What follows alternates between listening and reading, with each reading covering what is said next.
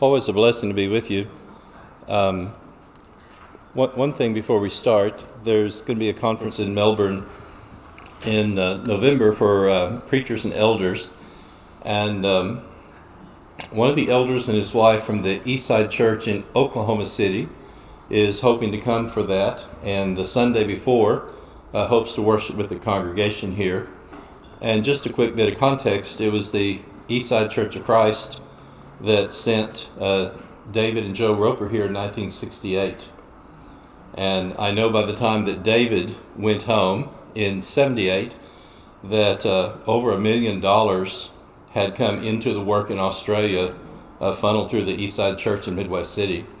So what a treat for one of the elders. And obviously the original elders are all gone, but Lord willing, we'll have Elder and his wife will get to worship with the church here, and hopefully that'll be encouraging both for him and for you as well. When you've taught and preached for a while, there's always certain things that kind of run around in the back of your mind, and at a certain point it's like, okay, now would be a good time to kind of put that together. And our central idea of the CI tonight is Paul urges the saints in Crete to devote themselves to good works. And part of also why I thought this would be appropriate, if you were at lectureship, we talked especially about the apostles. Oh, we will appoint 7 men to do this, but we will devote ourselves to prayer and to the ministry of the word. And specifically, lessons on being devoted to prayer were something that was repeated appropriately several times. That same word is used, and we're going to spend less time on the word devote. I don't really like the word, but the word devote, in a spiritual sense, is not very far from the word addict in a chemical sense. In other words, and this is nothing like drugs. Tim loves a really, really good cup of coffee. And we're the earliest ones at the church building sometimes on Sunday morning. And guess what's on his desk as he's waking up and getting ready to go preach and everything. And I like a good cup of tea, so I'm not putting those down. But you know what I'm saying? There are some things that if we go without, we've realized that we're missing something. And do we ever get to the point, if we have a period of time where we haven't prayed, we feel the same spiritual withdrawal symptoms as we do when we haven't had a good cup of coffee or a cup of tea for a while. And so, since we talked about devoting ourselves to prayer, same word is used, different book in different context, and we'll see this in a second. As he kind of concludes and kind of wraps the book up, then he's going to call the saints on Crete to devote themselves to good works. One other thing, if you remember, the word disciple is used through the first half of the New Testament, and you get about halfway through Acts, and it stops. And other than the saints being raised at the end of Matthew, from the middle part of Acts, and it's like one finishes, and then from the middle part of Acts all the way through the rest of the New Testament, God's people are referred to as saints. Disciples are saints, saints are disciples, but there's a very clear distinction as we move further along in the New Testament. And as we mentioned, the only church that is not referred to as saints is the church in Galatia. Oh, I marvel that you're so soon removed from the faith to another faith. And Paul is just amazed. And other than the church in Galatia, every church is referred to as saints. And when you come to the book of Revelation 13 times, then the citizens of heaven are either called servants or saints. And this is going to be very significant, especially in terms of the cultural background that's there. So our aim tonight is that we're going to talk about 2 words that Paul uses to describe good works. And this won't be too technical, but we'll stop and kind of look at 2 totally different words. And this is significant because our scripture is inspired, and Paul, through the Spirit, is going to choose. And do they both mean good? Yes. But they kind of focus on a different aspect of things that are good. The same thing with the word pure. Blessed are the pure in heart, for they shall see God. Oh, whatsoever things are pure, lovely, and on and on. Well, one word for pure has to do with catharsis, cleansing, pure gold. And then pure has a totally different meaning, which has to do with the sense of uprightness and cleanness, but they're totally different words. And if you don't know anything else about the text, get in a concordance like Young's, and at least when you go and look at a word in a passage, it will put the words from that particular common word together. He was not my favorite teacher, but we had a Greek teacher who had been in the Marines, and he was not the most jovial and pleasant character to be around. I'll just leave it at that. However, as he talked with us, he said, "Fellows, as you leave and start ministry," he said, "I would really encourage you each year just to take a book and live and study and work with that book for a whole year, and don't do any teaching out of it." And as the years have gone by, I've reflected on that and have done that quite a bit. And pardon, we've hopefully all eaten tonight.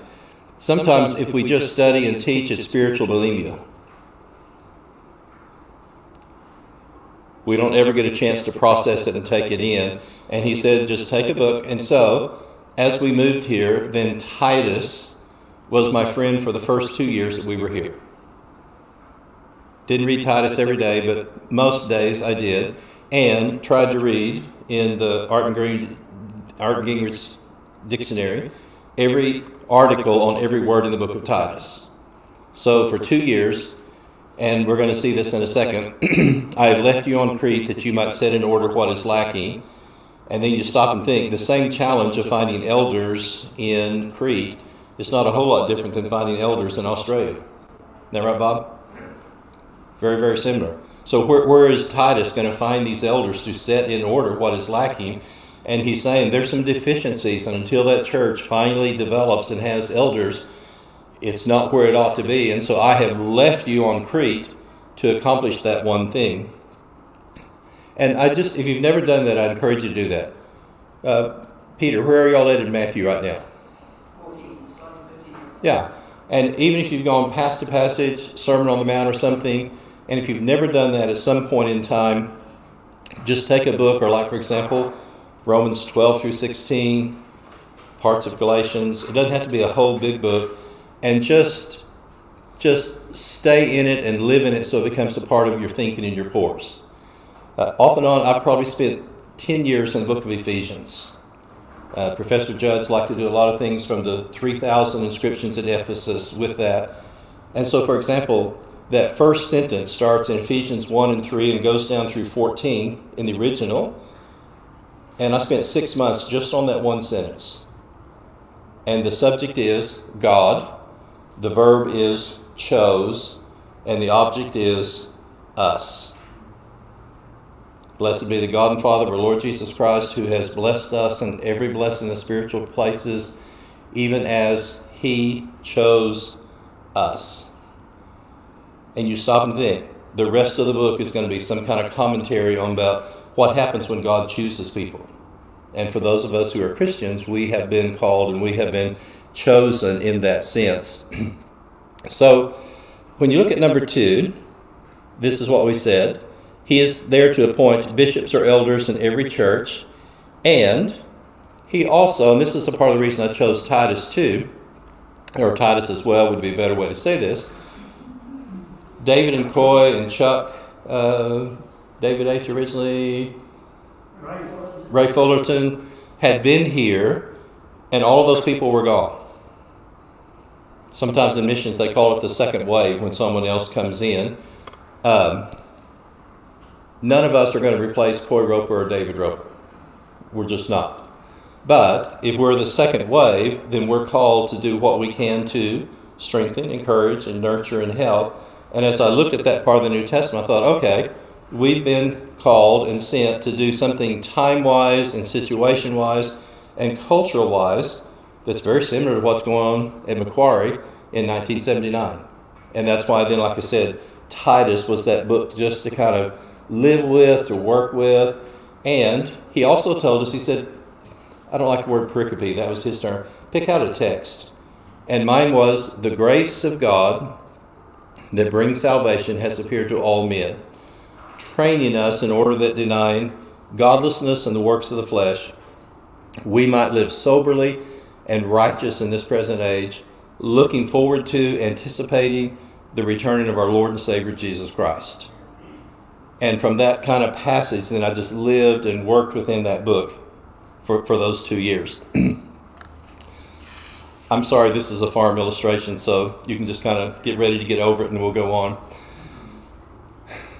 When my dad and his brother, my uncle, were fairly young, they went to Oklahoma City. They went to the state fair, and my dad and his uncle ate too many green apples. So we're in Model A's and Model T's. After the third time my grandfather stopped, he said, from now on I'm going to put down the tailgate, and whatever business you have to do on the way home, I'm not stopping, and you'll do it off the back of the tailgate as we go down the road.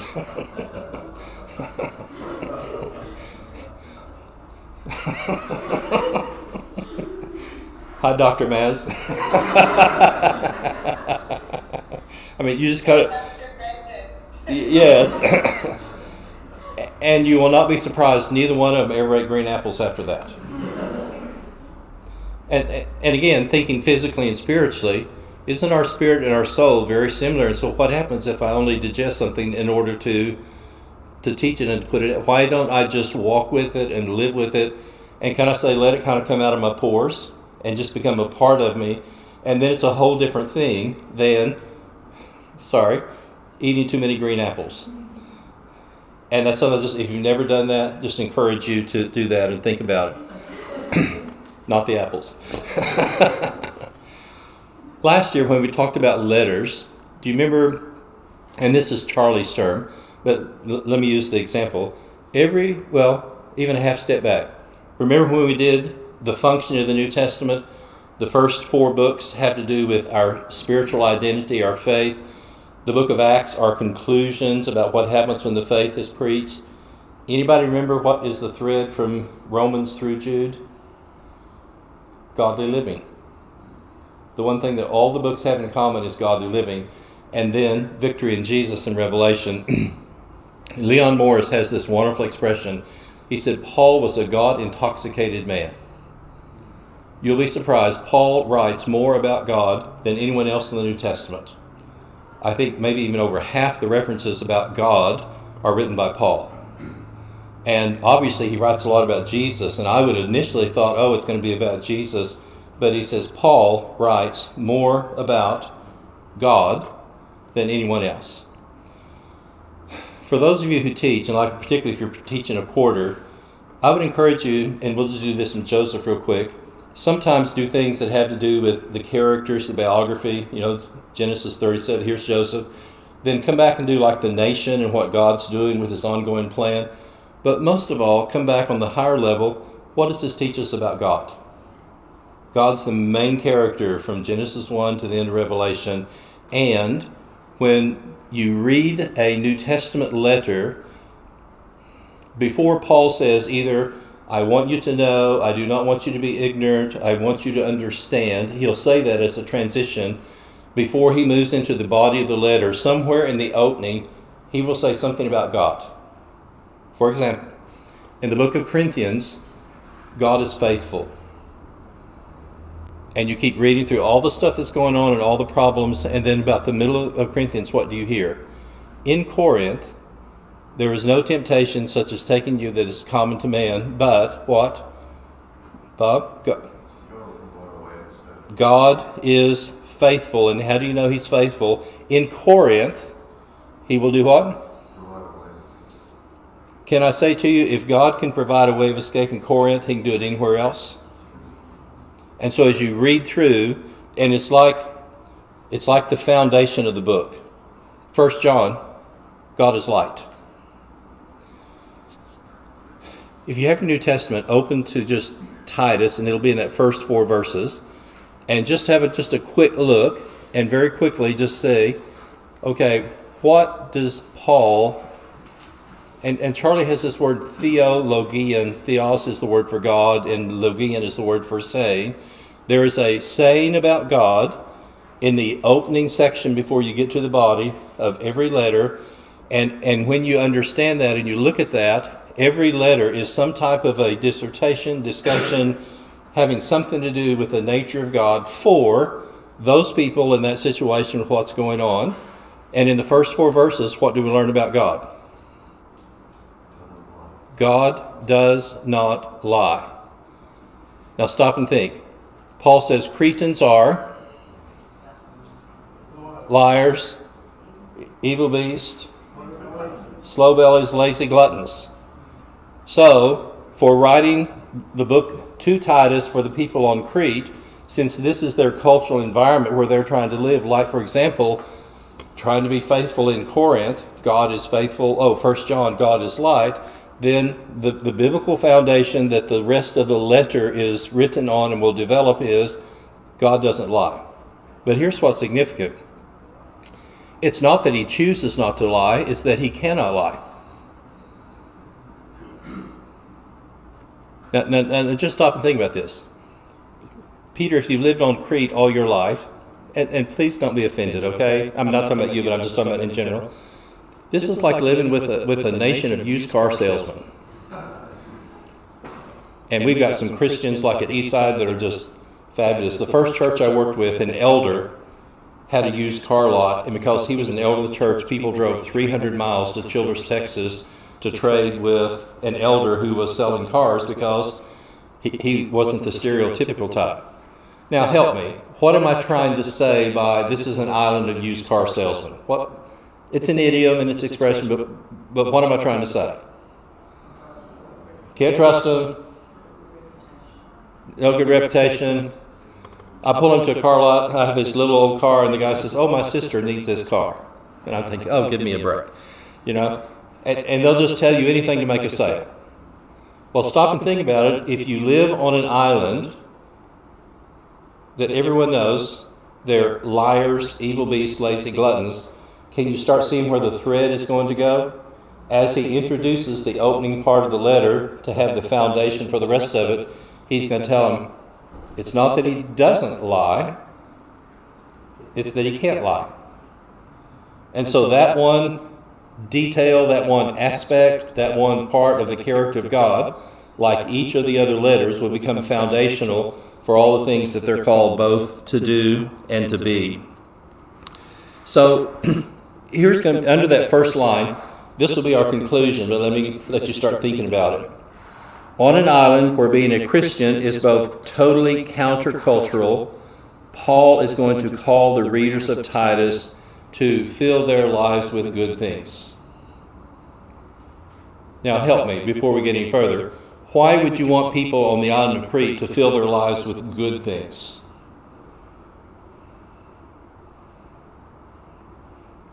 If I'm busy doing good things, I don't have near the time and attention to be tempted to do all this other stuff that everyone else is doing.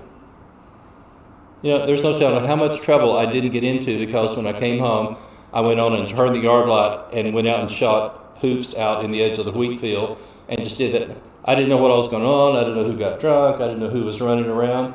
And as Christians, one of the best ways to keep Satan from influencing our lives and being tempted to be pulled aside is to fill our lives with good things. Quick example. Jesus said there was an evil spirit that lived in a house and got kicked out. And when he returned, what was the state of the house? Swept, clean, empty. And so what did the spirit do? He went and got his buddies and came in, and the end result was worse than the first. Do you see from the teaching of Jesus what we're going to say is the bottom line tonight? We're never immune from temptation. And the person who says, I could never be tempted by that, take heed lest you fall, you're standing on thin ice. I would never even say that because we're human. Having said that, if I'm so focused and devoted to filling my life with good things, that is going to prevent so many temptations that otherwise would be a part of my life Because I'm not just here as this empty house with this vacuum going and things being sucked back in that are actually worse than where we started. And so a part of the challenge of being a saint on an island like Crete is we're going to challenge God's people to devote themselves to doing good works. This is going to be one of our last verses, but it's still true. Totally different word. Acts 10:38. Jesus went about doing good. And you stop and think, how different would our lives be on a week-to-week basis if one of the focuses of our lives of, I'm going to be like Jesus in this regard, and I'm going to be going about doing good.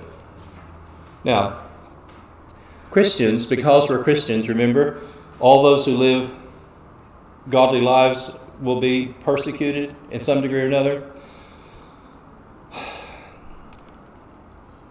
Nearly as much as anyone, Marilyn and the Pauls have contact with our middle daughter. And Heather was in the 8th grade, and some kids just said some terrible things about her, and I picked her up that day. And our expression was, she's always a little funny rabbit. And, she's hurt, she's wounded, but then we're driving along, and then she just says, well, Dad, these are only 13 and 14-year-olds, and they're not mature enough to be able to recognize real quality and maturity when they see it. So I'll just have to let them. She said, in fact, they may not have it figured out by the time they graduate.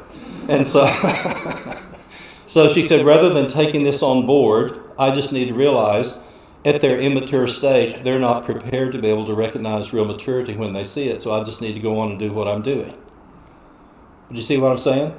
Continue being devoted to doing good things helps us to be more Christ-like on the one hand and helps Satan to have less opportunity in our lives on the other.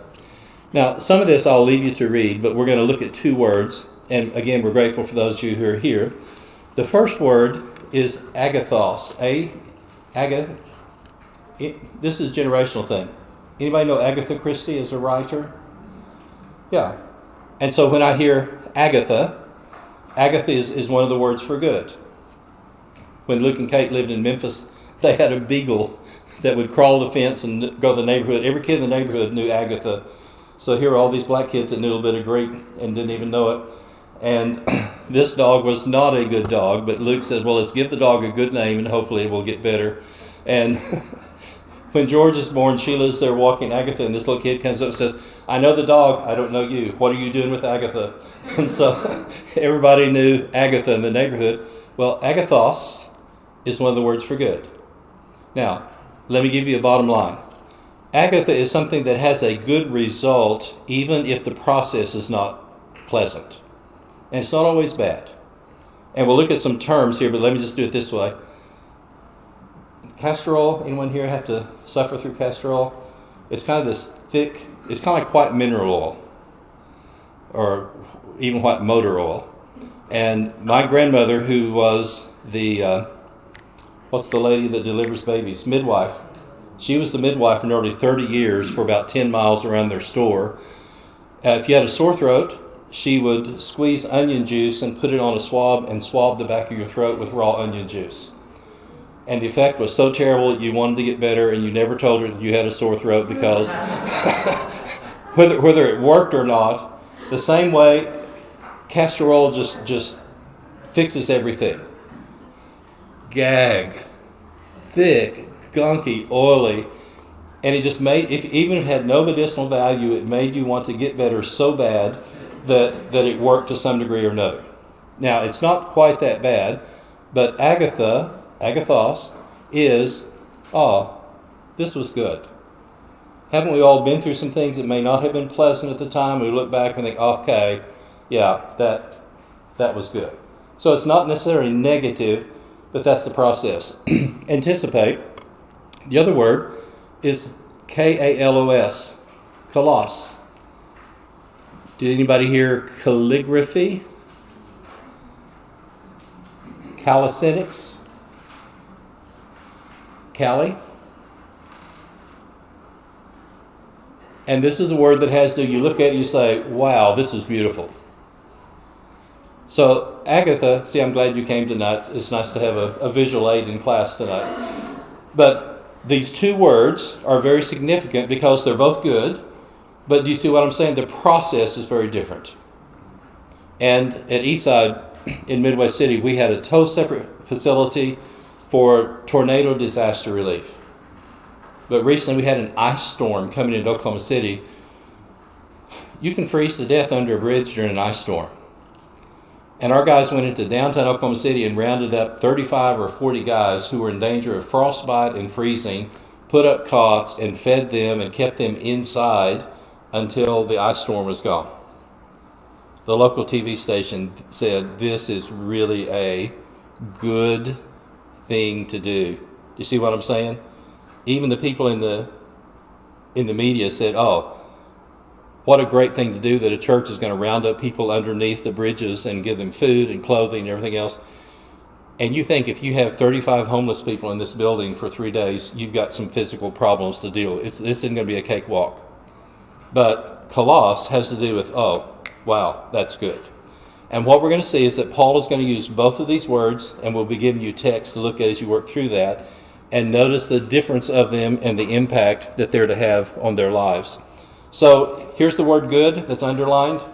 Pleasant, agreeable, joyful, happy, distinguished. And it has to do, again, that the process is good, even if there's some difficulty involved. If you turn the page, I want to read a couple of things here. And this is the top of the second page that we have out. Agathos is one of those whose goodness and works of goodness are transferred to others. Good and doing good is this. It describes that which is beneficial, and it's good. It's good in character. It's beneficial in its effect. It's useful in its actions. So what I want us to do, and like I said, there's more for you to read. Let's turn to, and we're just going to read the good that are translated from Agathos, okay? Real quick. Titus 1:16. Bob, you're kind of in the middle of us. Do you mind reading? 16. Titus 1:16. They claim to know God, but by their actions they deny Him. They are detestable, disobedient, and unfit for doing anything good. To the pure, all things are pure, but to the defiled and unbelieving, nothing is pure. Even their minds and their consciences are defiled. And look at the negative. These people are unfit for doing anything that has a good result. Good. Do you mind reading 2:5? 2:5? And who is it that he's speaking to? The younger women. And they are to be? To be self-controlled and pure, to be busy at home, to be kind, to be subject to their husbands, so that no one will malign the word of God. And probably the word kind in different translations will have this word of good. See what I'm saying? Has a good result, a good impact involved with it. Very good. Chapter 2 and verse 10. And not to steal from them, but to show that they can be fully trusted, so that in every way they will make the teaching about God our Savior attractive. They will adorn, they make the see what I'm saying? Good impact, good effect. And so here are the words in Titus that have to do with agathos. All right? Now, the other word, kalos, is something that is just kind of beautiful from the outside. Okay? And people look at it and kind of go, oh, that's good, that's wonderful. And you look at this term, beautiful. Okay, Callie, set up a little higher. Beautiful, handsome, excellent, surpassing, precious, suitable, commendable, admirable. Aren't you glad you came tonight? But again, and there's others, but then hear the word calligraphy. My grandfather had a class literally on handwriting, and it was beautiful. And even holding the pen when he signed his name or document, he'd do that. He was trained. You take a deep breath and you start with this kind of swirl and everything, and it was fabulous. I always felt like I had doctor potential the way I wrote. Mine was not anything like that at all. Calligraphy. Why do people do calisthenics?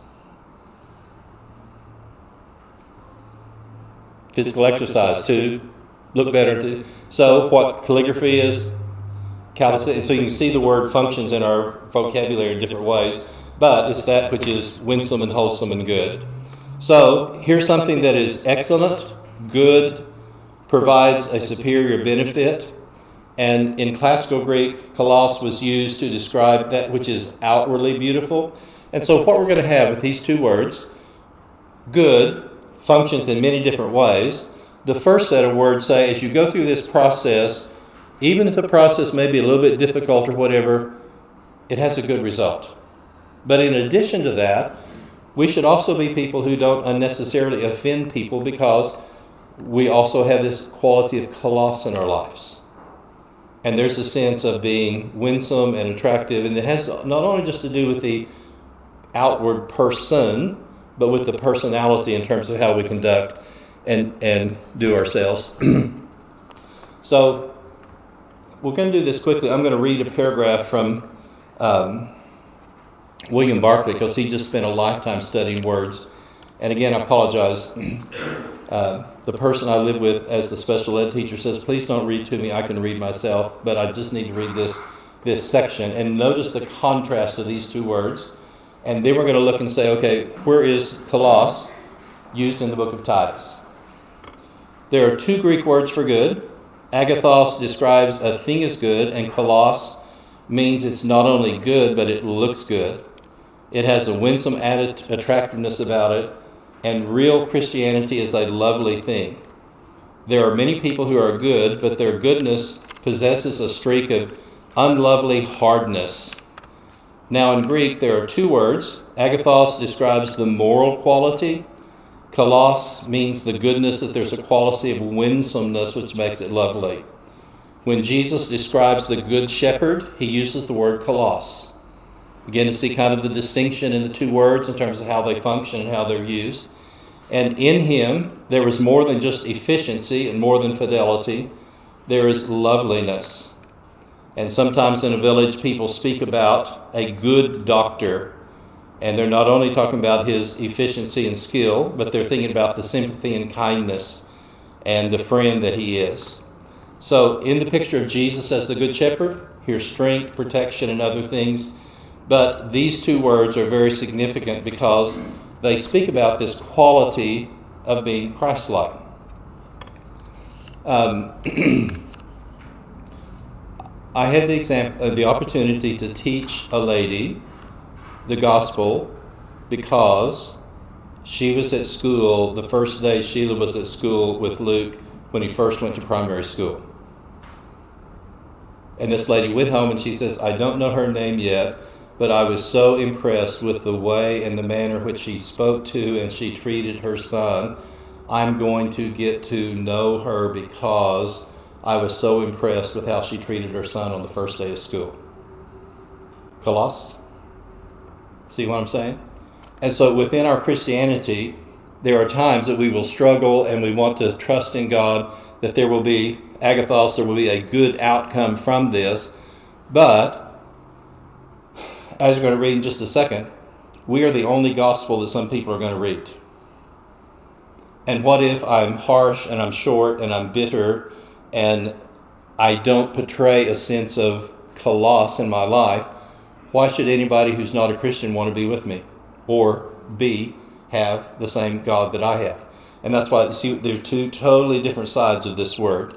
So what I'd like for us to do is Titus, these are the words for kalos. Bob, you okay to read again? So we're going to do chapter 2 and verse 7. In everything, set them an example by doing what is good. In your teaching, show integrity, seriousness, and soundness of speech that cannot be condemned, so that those who oppose you may be ashamed because they have nothing bad to say about it. Tim, can you imagine anyone opposing something that a preacher says? You just have to use your imagination to try to figure out what that would be like. On an island of liars and evil beasts and lazy gluttons? Do you see where his example may be even more of a message than even his words? And how's the word used? Be an example of doing what? doing good. And like I said, some people are going to read you that will never read a verse of Scripture, at least initially. Very good. Titus 2:14. Who gave himself for us to redeem us from all wickedness and to purify for himself a people that are his very own, eager to do what is good. Some translations have the word zealous, to do what is good. That's the impact of the grace of God that brings salvation in our lives. Very good. And here's a wonderful verse on salvation that we don't hear as much as this is a really important verse, chapter 3 and verse 8. This is a trustworthy saying, and I want you to stress these things so that those who have trusted in God may be careful to devote themselves to doing what is good. These things are excellent and profitable for everyone. Okay. Did you read 3:8? Yeah. Okay. And 3:14. Because they're very similar. Our people must learn to devote themselves to doing what is good in order that they may provide for daily necessities and not live unproductive lives. Well done. Can you see just a difference in shading, a difference in focus? There's overlap, but the two words have a different both kind of appearance and function, both in their lives and in culture. Last page and we're done. This will go quick. When you read inscriptions, there's sometimes an inscription called the good and the beautiful. And this may be, again, a doctor, this may be a benefactor, this may be someone who served the city, on and on. And if you hear the good and the beautiful, guess what the words are? Agathos and kalos. And so before the New Testament is written, then people recognize that in day-to-day life, there are some people that their character, their reputation, other things, oh, that's good. We had a family move to our small community to open a funeral home, and they'd been there 6 months and had no business at all, none. And my grandmother would come up, open up the boot, and she had a big boot, and here would be chickens, pie, green beans, potatoes. She fed them and virtually kept them alive. He came to my grandfather as an elder and he said, Luther, would you please take me through the community and introduce me to some people? My granddad always wore, we saw it khaki, straw hat, tan. He said, let me farm until noon, have a bite of lunch, and then we'll go visit people. And in their old pickup truck, they rattled around and stopped and talked to people on and on. And he said, in 2 months, we started having business. Because Luther Hartman was an elder in the Sarah church, and even though I was new, if I was okay with Luther, then I was okay. These people have done very, very well financially, but they had decided if we have no business by the first year, we're going to have to leave. The good and the beautiful is such a wonderful advertisement to the church. And you think about this, that's what Paul is calling the Christians on Crete to be spiritually. And guess what? Nothing has changed 2,000 years later. So I'd encourage you to go through and kind of read through this and look at this and be thinking, what can I do to be a person of good character who has this sense of solidness, appropriateness, doing the right thing, a good outcome regardless of the journey. And then, is my life something that is attractive, that would be winsome and have kalos about it? In the same way that calligraphy would have a beautiful touch to it, would my life have that same thing going on? Paul tells Timothy, the goal of our instruction, and isn't that an interesting word? The target, the end result, and we're in Timothy for a second. The goal of our instruction is love, and look at these three things: pure heart, good conscience, Agatha, sincere faith. And as you read through, and I just gave that one example, as you read through your New Testament, again, you can check Young's Concordance as one place. Notice how these two words function throughout the New Testament, but they're especially important in Timothy and Titus, as Paul writes to these two young men. I love this and came across this today, and I thought, how appropriate. You are writing a gospel, a chapter every day, by the deeds that you do and by the words that you say. Men read what you write, whether faithful or true, just what is the gospel according to you. Can I use the word haunting a little bit? There's something kind of haunting about this.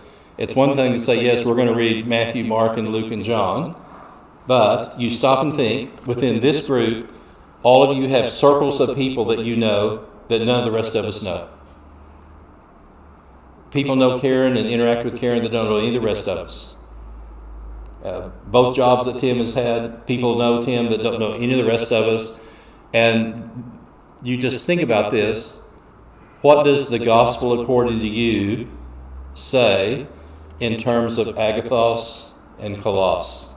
Do you see what I'm trying to say? Because, like I said, people will read you like a book, even if they never read a word of Matthew, Mark, Luke, and John.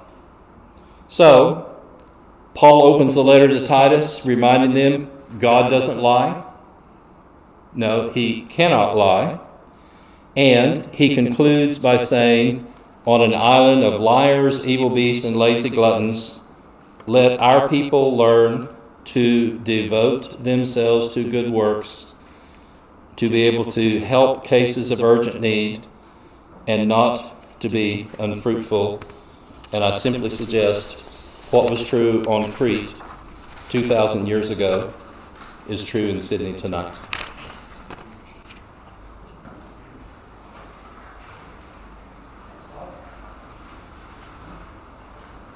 I was going to ask some more